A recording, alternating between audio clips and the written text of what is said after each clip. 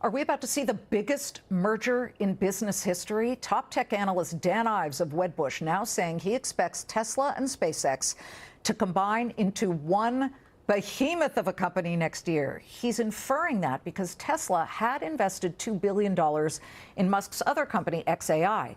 That stake then got converted to SpaceX shares last month when the space company acquired xAI. But the current size and structure of that stake remain unclear. As the market awaits the SpaceX IPO, the EV maker's stock has been on a 5-week losing streak.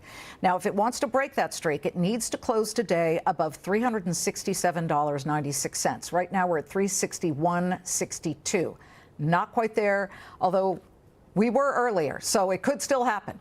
Joining me now, former Tesla president and DVX Ventures co-founder and CEO, Jon McNeill. Jon, go into the mind of Elon Musk. You know him, you talk to him. Do you think this is really going to happen? Is Dan Ives right? And by the way, it was Kara Swisher, the journalist from Silicon Valley who covered so many years, who really said this months ago. She really predicted it early. I think Kara and Dan might be onto something. I just wrote a book about my experience at Tesla called The Algorithm, and one of Elon's most important organizing principles is simplicity. And I think in that sense, he'd rather run one public company, not two. And would rather run one balance sheet, not two. And there's so much overlap between xAI, which is now part of SpaceX, and Tesla. Tesla's two primary initiatives are autonomous cars, which is AI, and robotics, humanoid robots, which is AI. So I think Dan and Kara might be onto something in the sense that Elon would put all those assets together and just make it a lot more efficient to run. And how would that go with investors out there? Do you think that they would like it? Because there are so many people who have been waiting on SpaceX to go public. Exactly. And they might not see SpaceX as a normal fit for Tesla. Right. You have three very different companies coming together potentially. You've got a rocket company that's got 90% plus market share in launch, so really good positioning, strong cash flows. You've got Tesla that's cash flowing, even though the top line's shrinking, they're cash flowing. And then you've got X that's burning a lot of capital. And so those are three pretty different things, but they're all related together in terms of the core assets that they need to survive and thrive. You are a car guy. You also sit on the General Motors board. And you were the guy who lasted 3 years at Tesla. By the way, he was telling me that the average executive lasts how many years at Tesla? 1. So you're the one who lasted. I was an old timer by year 3.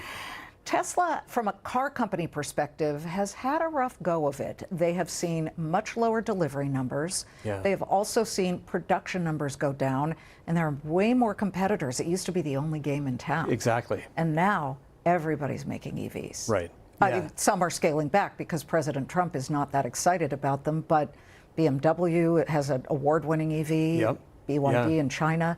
Yeah. So do you foresee at some point Tesla not making those cars anymore? I think I do. You can see a day when that happens, largely because Elon has gone all chips in on humanoid robots. They've pulled the production dates forward for those robots. They're making huge progress. And you can see a day where all that manufacturing capacity might be absorbed by humanoid robots and robotaxis. I think those could be their two products going forward. Yeah, you know, those humanoid robots. Yeah. Do you think they will be as big a deal and as big a revenue driver as Elon believes they will? They are very tall. You're nodding. You want one of those in your house? I don't know if we've got some, but these are the Optimus Primes. Exactly. They were actually made to be smaller than a human, so that you could literally reach around the back of the neck and shut them off. And one of the design principles was make them small so that they're more easy to manipulate as a human, and not as threatening. But I do see that as potentially being maybe the biggest consumer product of all time.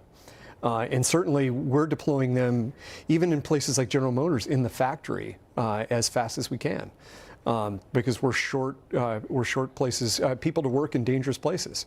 You'd much rather put a robot into those situations.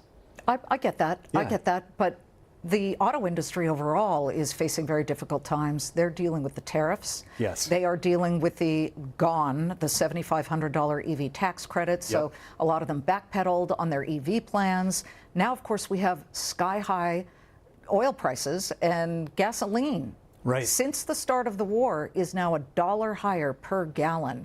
It almost seems like the timing wasn't quite right to scale back EVs. That's right, and thank goodness like General Motors didn't. We have preserved all of our models and sort of right-sized our manufacturing capacity. So if oil prices stay up, we're going to see an increased demand for EVs, and GM will, they've gone from zero to the second player in the space, and they'll strengthen that position, I think. I know somebody who just got a Lyric EV. Yeah, it's a great car. They love it. Yeah. And by the way, she's like early 30s. She's not some old fogey driving a Cadillac. Yeah, Cadillac has completely remade their image, and now it's the brand of young people who want like tech-forward cars, and that's what Cadillac is. Jon, good to see you. Please come back, especially when this does happen. It sounds like you believe the mega merger will happen between SpaceX and Tesla. I think there's a good chance it might. I wouldn't be surprised at all. Good to see you. Good to